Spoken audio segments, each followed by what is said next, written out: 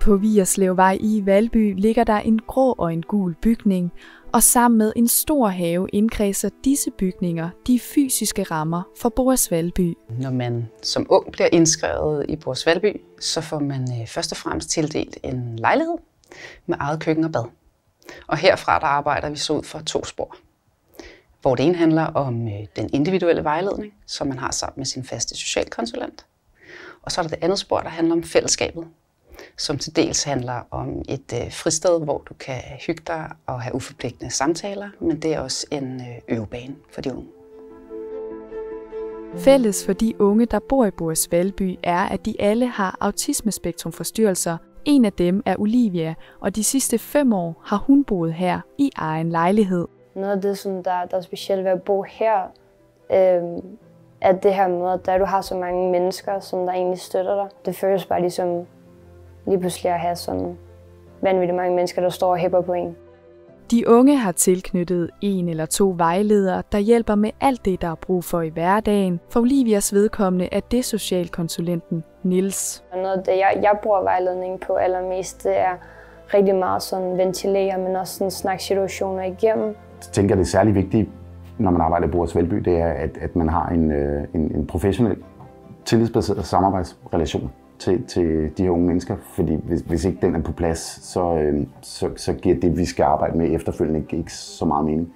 Relationen har altså stor betydning for det gode samarbejde, og derfor stræber Boris Valby altid efter at koble den helt rette vejleder til den unge. Vi er meget optaget af at skabe de bedste rammer og de bedste forudsætninger for nogle gode udviklingsprocesser, hvor vi møder de unge ligeværdigt og med respekt og har så høj grad af medinddragelse og medindflydelse som muligt. Vi kan rigtig godt lide, at de unge også oplever, at det her det er deres sted. Hvordan og hvornår vejledningen skal foregå, er noget, man i fællesskab finder ud af. Olivia har fundet ud af, at det for hende passer bedst at sprede det ud over flere dage. Jeg har vejledning sådan umiddelbart sådan fordelt over 4 dage på en uge. Så jeg har fået rigtig meget hjælp til det her med sådan at få en hverdag kørende. Både da jeg gik i skole, så det her med sådan, hvordan gør jeg, og hvordan holder jeg det hele og får styr på, at jeg får gjort alle de her ting. Hos Boris Valby kan de unge hænge ud i de 2 fælleslokaler, være med til at handle ind og lave mad. De kan også spille computer med hinanden, være med til at lave bål i haven eller jamme i bålhytten.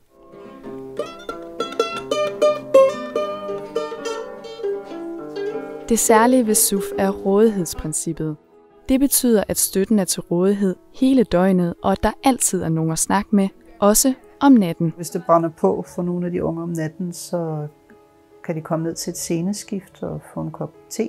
Det at vide, at der er nogen om natten, ved jeg også giver tryghed for de unge. Fællesskabet og den individuelle udvikling er noget, der lægges stor vægt på hos Boris Valby. Nogle gange så er udviklingen, at nu kan du sætte tingene i en opvaskemaskine, og nogle gange så er udviklingen, at du kan flytte din egen lejlighed.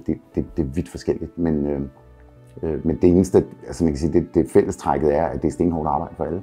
De fleste af vores unge har en drøm om at komme ud i egen lejlighed. Det er ligesom målet, men der er jo mange processer. Så det handler rigtig meget om at kunne navigere i voksenlivet og finde balance. Og vi er super nysgerrige på, hvad er det gode liv for den enkelte. Men i bund og grund så handler det om at blive så selvstændig som muligt og skabe højst mulig trivsel. Og det, som vi arbejder allerhårdest på, det her med at blive selvstændig. Så jeg vil rigtig gerne kunne bruge min egen lejlighed, forhåbentlig på et eller andet tidspunkt, og have et liv, hvor jeg har det godt.